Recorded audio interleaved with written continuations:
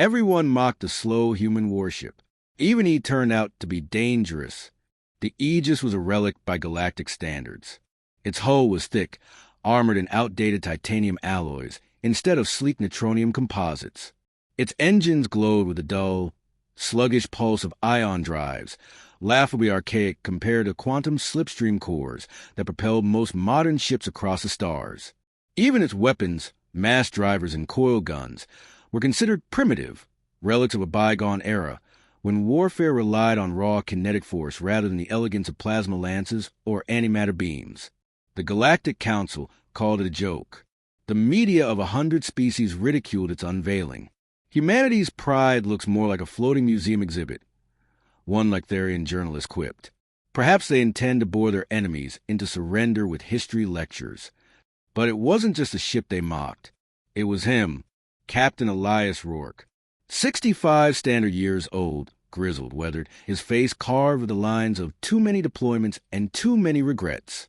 He was a relic, too, in the eyes of the galaxy, a veteran of forgotten border skirmishes, a man passed over for promotion, buried in quiet, obsolete commands until the brass finally gave him a ship as old and out of place as he was. The perfect retirement assignment. One last, slow patrol before he was shuffled off into irrelevance, or so they thought. The Aegis crept along the edges of the contested Grint expanse, where human borders brushed up against the ambitious expansion of the Velkir Dominion. Tension simmered like a pot left too long on the flame. The Velkir had ships, sleek, fast, deadly ships, cut into the darkness like razors. They claimed they were performing exploratory surveys. Everyone knew better. The Aegis was there to be seen, not to fight. A token show of human presence. A floating fossil meant to deter aggression through polite suggestion rather than force. The Dominion laughed when they saw it. Their cruisers buzzed past, close enough for their pilots to transmit sneering messages across the comm channels. Your ship is leaking rust. Human. Tell the old man at the helm to bring a cane. Don't break down before we reach your funeral. Rourke never replied.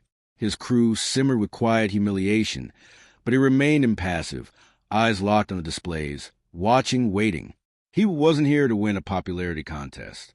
He was here because someone in the highest echelons of the Terran Defense Command still believed in his instincts. Instincts honed not on simulation decks, but in the brutal, chaotic uncertainty of real war. The Dominion didn't intend to play fair. That much became clear when the Velkir fleet crossed into the expanse without warning, claiming a navigational malfunction as they positioned themselves deep inside disputed space. The diplomatic channels erupted in outrage. The Council issued toothless condemnations. But everyone knew words were smoke. Only action mattered. And the only human ship within immediate striking range was the Aegis. The Velkir warlord in command, Admiral Kreltich, couldn't contain his glee. His fleet outnumbered and outgunned the Aegis 100-fold.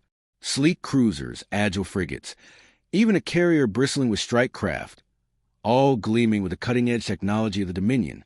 Against them stood one sluggish, lumbering Terran warship crewed by outcasts and gray-haired veterans. The comm crackled as Kreltich's voice slithered through. Captain Rourke, I commend your bravery, but surely you see the futility. Turn your ship around. Let the galaxy witness the wisdom of your retreat. Rourke's reply was calm, almost disinterested. We'll be holding our position, Admiral. Laughter echoed across the channel.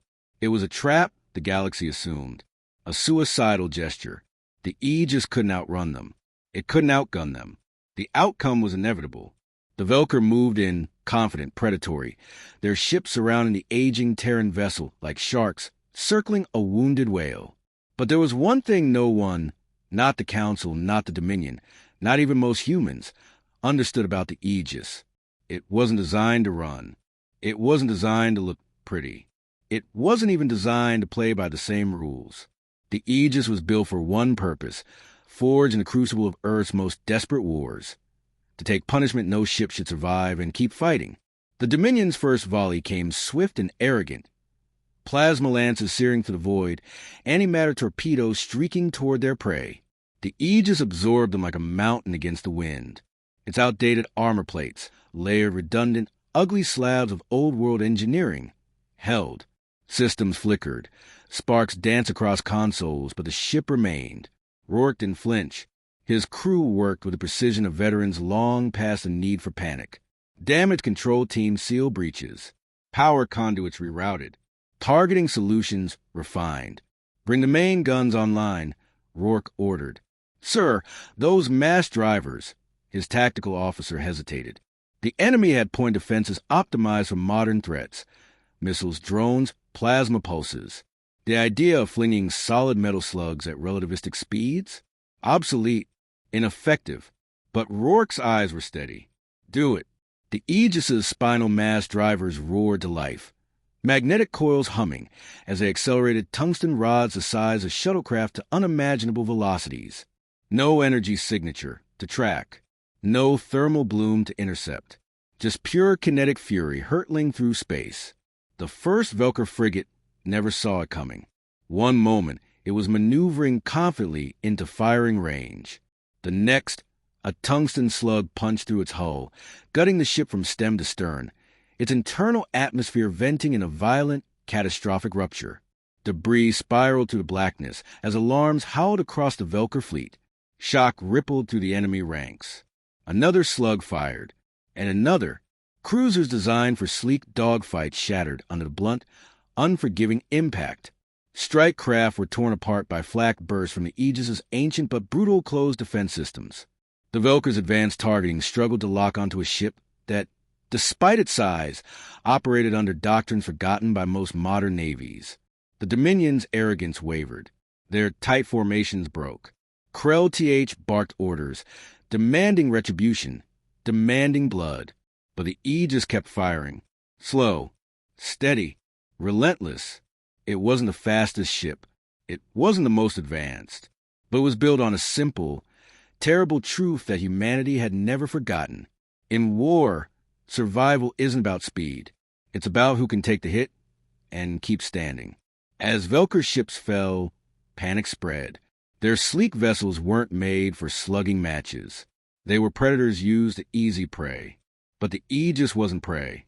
It was a fortress disguised as an antique.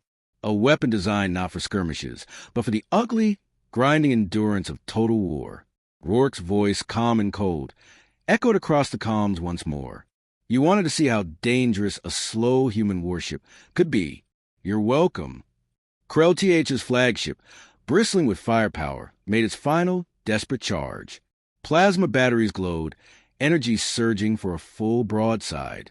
But the Aegis had endured worse. Its forward plating took the onslaught, molten metal hissing into space. But its guns never faltered. The final slug, a tungsten rod wrapped in depleted uranium, designed for maximum structural damage, fired from the mass driver. It punched through the Velkir flagship's bridge like a god spear. Krell TH never finished his scream. The ship exploded in a blossom of fire and shattered alloy. The remaining Dominion vessels, leaderless and reeling, scattered into the void. In the aftermath, silence reigned.